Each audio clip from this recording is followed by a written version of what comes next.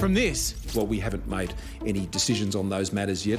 To this. Overnight, I confirmed my attendance at the Glasgow summit. In a matter of weeks, the PM finally pushed into attending the UN's momentous COP26 climate change conference in Glasgow, after feeling the heat from everyone, from former Prime Ministers... His absence will send a pretty strong message about his priorities. ...to British royalty. Scott Morrison, the Australian PM, isn't even certain that he could make it to the meeting in Glasgow?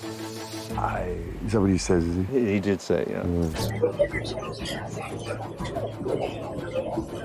And the rest. The Prime Minister should go to Glasgow. From my perspective, I want zero 2050. He is so embarrassed about his government's climate change policy that he won't go to this most important conference. It really says it all. Scott Morrison now faced with the monster task of wrangling a climate change policy he won't be embarrassed by. From this mob. Want to make sure that where we end up is a position, if it's going forward, that takes our people not backwards. We are working through those issues with our Cabinet and with our colleagues, and I look forward to those discussions concluding over the next couple of weeks. So, can the PM pull a net zero-sized rabbit out of his hat before he hits the world stage? Or will he be left holding a big old lump of you-know-what? Don't be afraid. Don't be scared. It's cold. Our position will be set out before I leave for Glasgow. Thanks very much, everyone.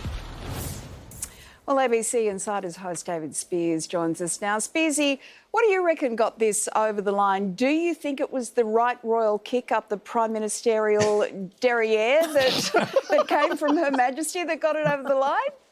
Look, nothing like, as you say, a right royal ticking off. Look, I don't actually think that would have been the deciding factor here for the Prime Minister, but it does go to show, right, when even the Queen is talking about it, the view in Australia is, and there's been some commentary in the UK, that the comments from the Queen were more directed at Russia than anyone else. But whatever you believe about that, the fact the Queen is taking this seriously, the fact we saw Prince Charles there in that piece, obviously somewhat dumbstruck by the prospect of the Australian Prime Minister not turning up in Glasgow, it shows just how widely this is resonating, how important this has become, the fact that even members of the royal family and Her Majesty herself are talking about it and want leaders there.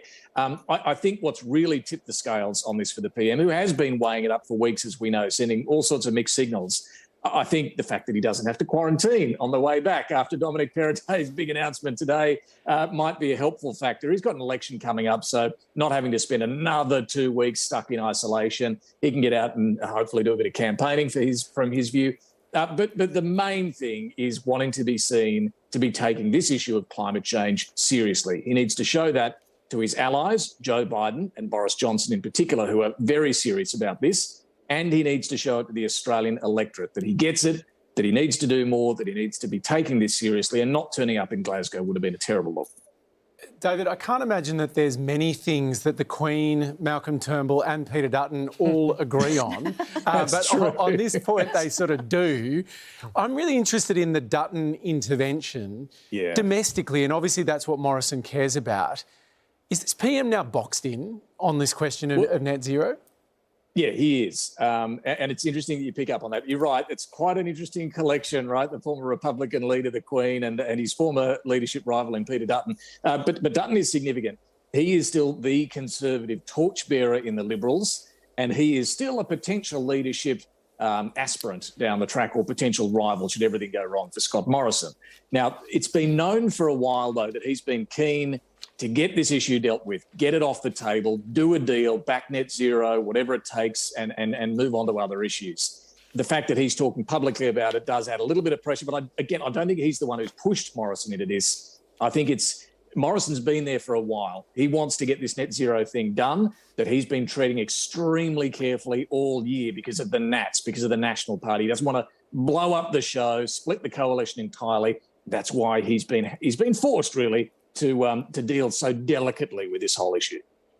Yeah, David, can you talk us a little bit through the nuts and bolts of all that? Because, as you say, if the PM is going to commit to net zero, he does need to deal with the Nats. So what exactly is going on there? Yeah, so the Nationals, we know, are quite divided on this, and they're never going to unite on it. They'll remain split. But they are meeting on Sunday, where they'll get their first look at the plan.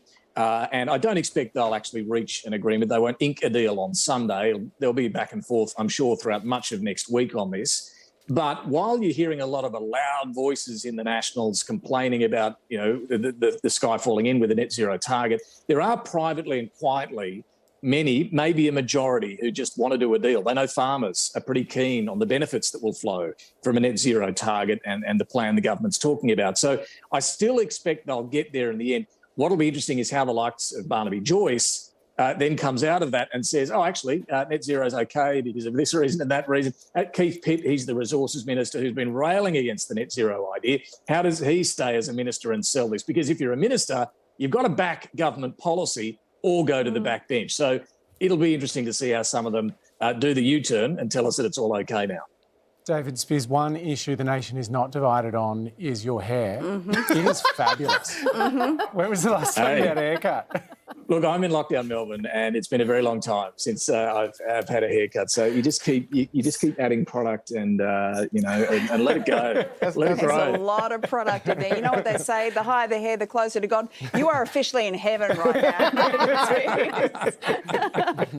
Thanks a lot. Great to see you as always, Spearsy. See you guys. From expert opinions to in-depth analysis and reporting, the Project YouTube brings you the biggest stories from Australia and around the globe. Hit the subscribe button now for news delivered straight to your feed.